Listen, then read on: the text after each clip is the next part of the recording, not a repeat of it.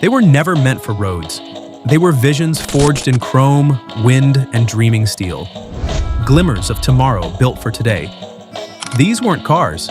They were experiments, statements, and silent promises whispered from Detroit's laboratories of wonder.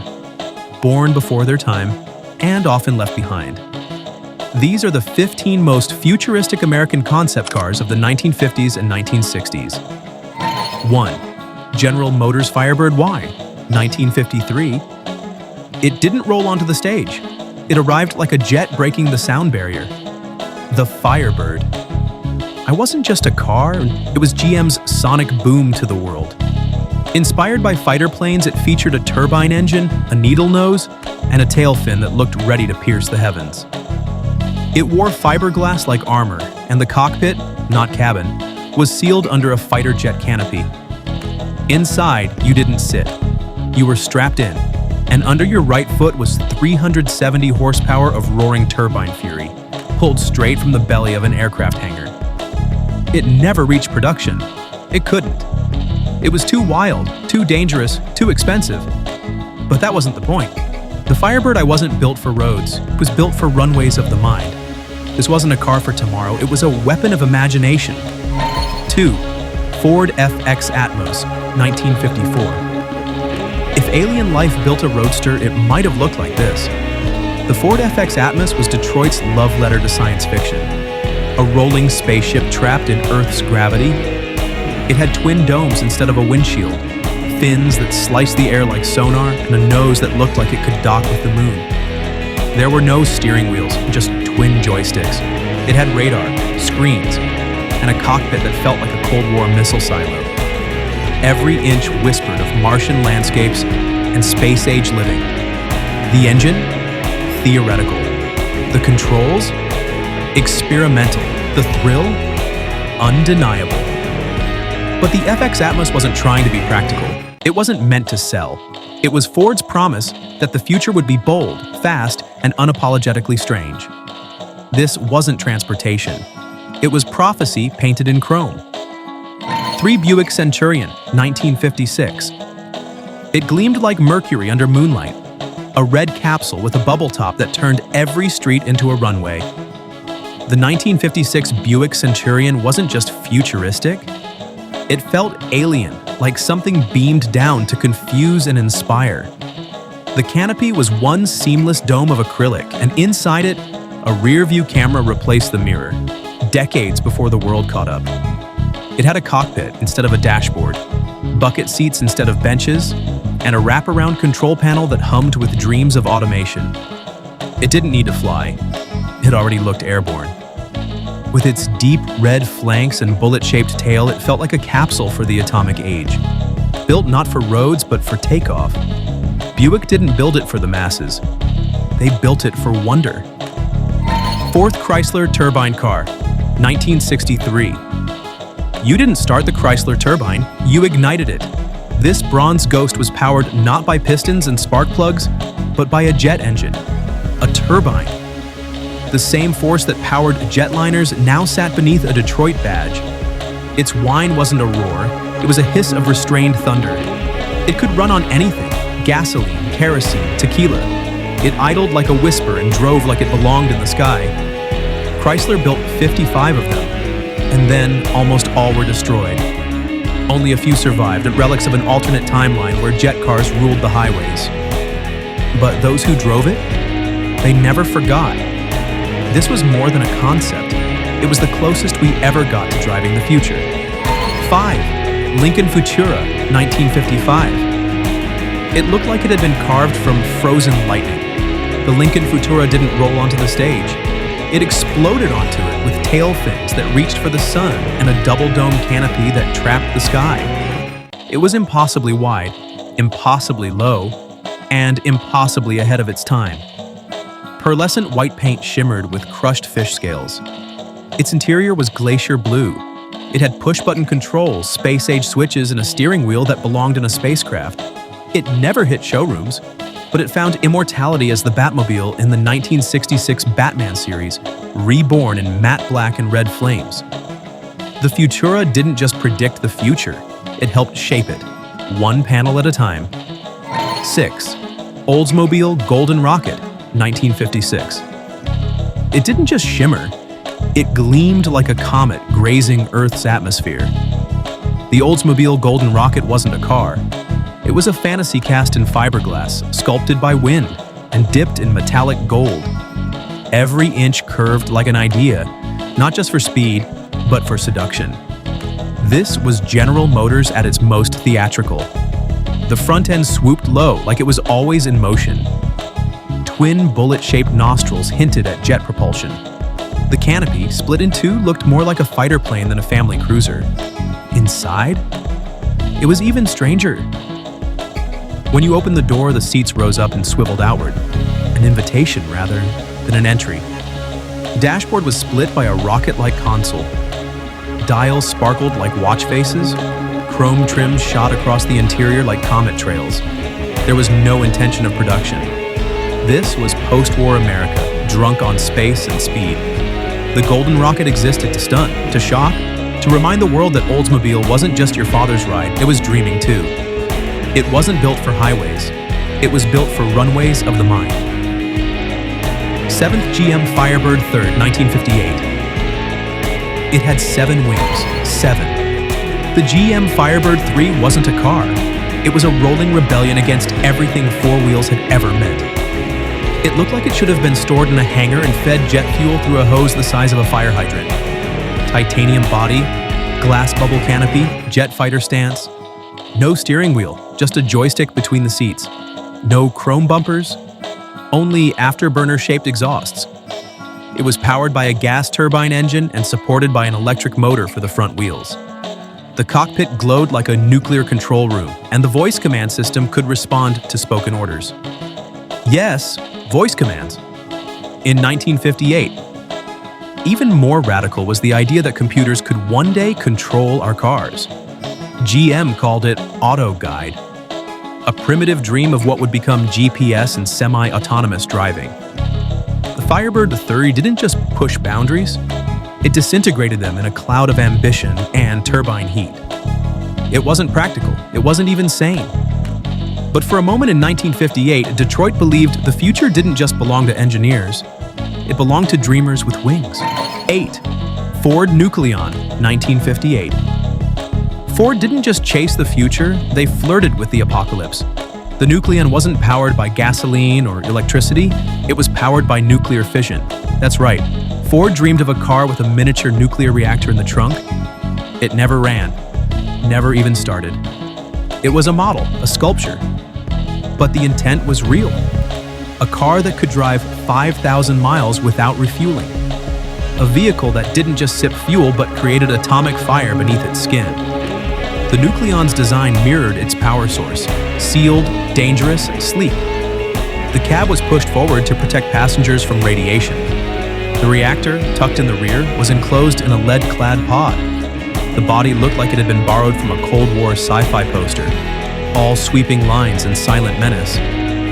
It was absurd. It was impossible. It was glorious.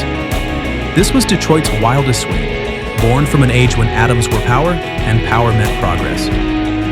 The Nucleon didn't need to be real. Its danger was its beauty. It showed us that the future could be magnificent and terrifying. 9. Cadillac Cyclone, 1959.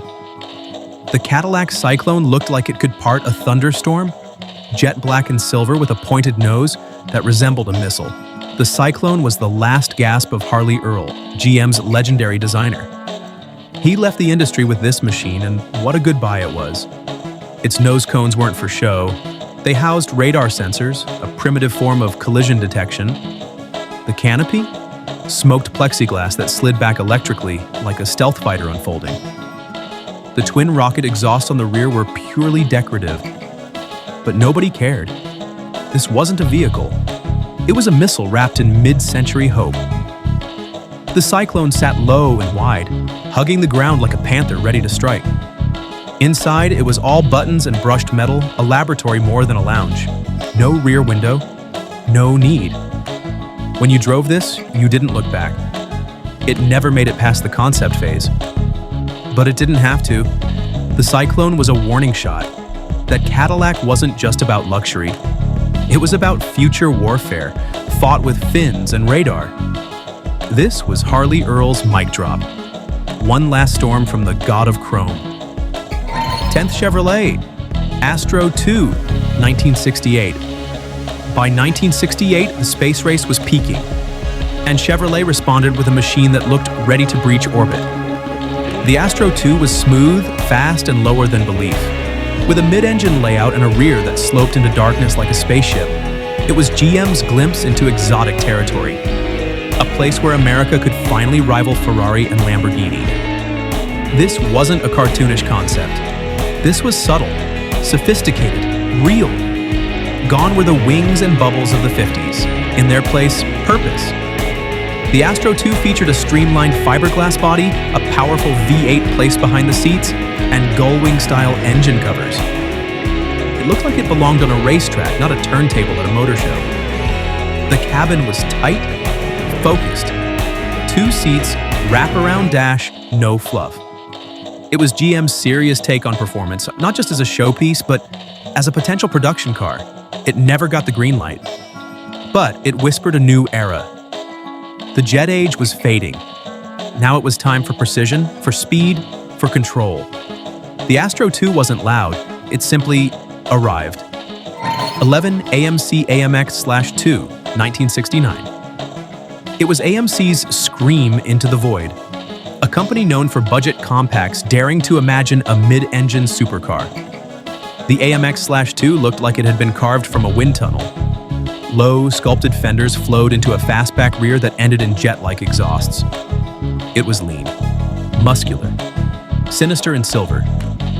Unlike its older brother, the AMX/3, which was closer to production, the AMX/2 was a pure fever dream. The design was radical. Mid-mounted V8, exposed rear suspension, and a cockpit that wrapped around the driver like a fighter jet's cradle. Even the roof was low-slung and purposeful. It didn't just look fast, it threatened speed. But AMC, always strapped for cash, couldn't afford to turn the dream into reality. Still, the AMX/2 made a statement that even the underdogs of Detroit had fire in their bones and wind in their thoughts. It was AMC's middle finger to predictability. A prototype born from guts, not spreadsheets. A car they could never build, but had to imagine. 12th Plymouth XNR, 1960. It wasn't symmetrical, and that was the point. The Plymouth XNR broke every rule of design with a single, defiant brushstroke. Named after its designer, Virgil Exner, this one-seat roadster looked like it belonged on a Grand Prix grid in a Cold War comic book. The driver sat alone, high above the sculpted left fender, shielded by a racing-style windscreen and a long central fin that stretched down the rear deck like a sword. This wasn't luxury. This wasn't family-friendly. This was rebellion. The asymmetry continued inside. The dashboard curved only toward the driver, with the passenger side a minimalist wasteland. The slashing lines, aggressive profile, and exposed side pipes made it feel like a concept from another planet. One that valued courage over comfort. Though Plymouth never mass-produced the XNR, it survived as a one-off, smuggled out of the country and hidden away for decades. It was too sharp, too raw, too different for its time. But sometimes, a design doesn't need to please. It needs to provoke. 13th Ford Cougar II, 1963. It was the Ford that whispered, not roared. The Cougar II was a sleek, blood-red coupe that carried the scent of European Grand Tourers, but with American muscle bubbling underneath. Built on a Shelby Cobra chassis, it featured a long, shark-like nose, fastback rear glass, and doors that wrapped high into the roofline. It was elegant, controlled, dignified. The Cougar II didn't scream for attention, it earned it. The lines were clean, the proportions mature, the power hidden. A 289 cubic inch V8 quietly ready to snarl beneath the sculpted hood. Inside, the cockpit was more Ferrari than Ford. Black leather, chrome-trimmed gauges, and a tunneled seating position that wrapped the driver in quiet purpose. It wasn't trying to be flashy, it was trying to last. But the dream faded before it began. The Cougar 2 was left behind as Ford pursued more aggressive ideas. Still, it stands as a reminder that sometimes the future isn't wild or loud. Sometimes it glides past, low, fast, and timeless. 14. Chevrolet Monza GT 1962. It looked like it had slipped through time. The Monza GT was sharp, low, purpose-built. It redefined what Chevrolet could be.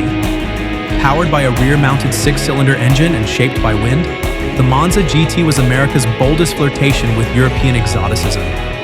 Its roof was a fixed bubble. Doors opened forward like eagle wings, and the body was one piece of kinetic sculpture. A Corvette soul wrapped in something quieter, more cerebral. The wheels were pushed far out to the corners, giving it the stance of a coiled animal. Inside, the controls felt like they belonged in a spacecraft, not a showroom. And even though it shared roots with the Corvair, the Monza GT stood on another level entirely. It was the prototype that proved Chevrolet could imagine the future even if it wasn't ready to build it. This wasn't just a design study, it was a mirror reflecting what could have been. 15. Dodge Charger 3, 1968.